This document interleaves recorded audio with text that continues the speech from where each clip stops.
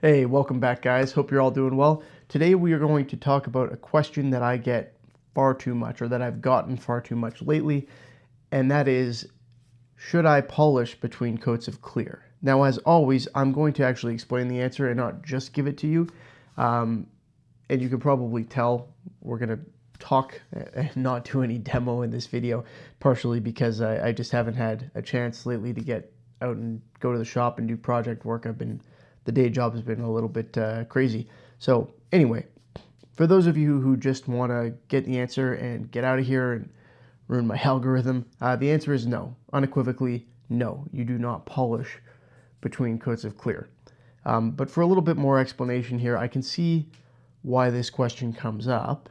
The notion being that, the smoother the surface is that I'm painting on, the smoother my finished product's going to be. So people want to put their clear coat onto a very, very smooth surface, thinking that it's going to lay out smooth and glossy and look beautiful.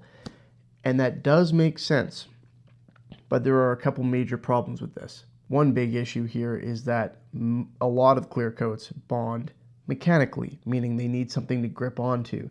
They don't just melt into themselves. Now, that's not always the case, but a lot of them do that. And for those, including, your typical polys, water-based, oil-based, etc., those need, some grip.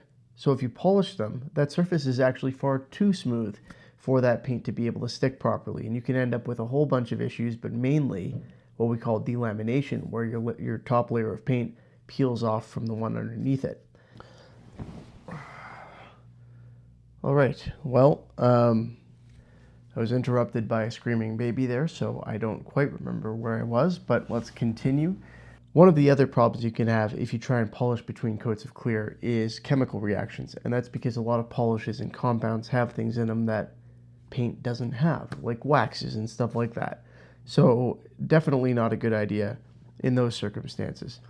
If you are painting with clear coat that needs to bond mechanically, and that again is a lot of them, what you're going to want to do if you're not recoating within the recoat window is let that harden up, sand it smooth, and use something like 800 grit, not 5000 grit, because you'll have the same problem where it's too smooth for the new paint to grip onto it. 800 grit or up to 1000 maybe is about where you want to be for that.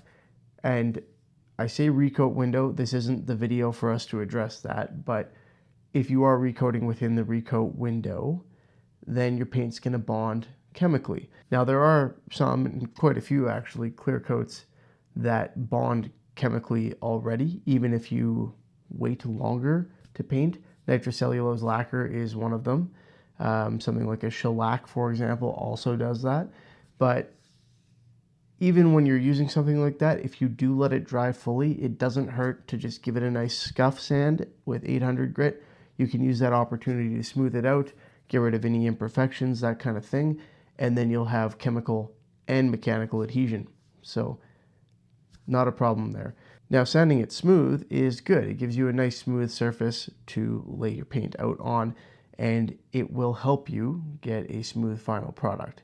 But smoother isn't always better, and by that I mean a higher grit, glossier, that kind of thing isn't better if you're coating over it for the reasons that we've discussed. So hopefully that clears up this question, and hopefully having this video out here discussing this specifically means I don't have to type that answer out so many times.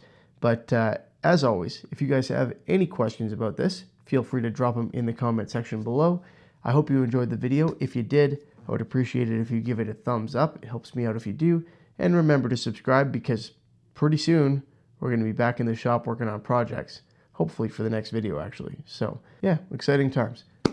Again, hope you enjoyed it. Have a good one. I'll see you next time.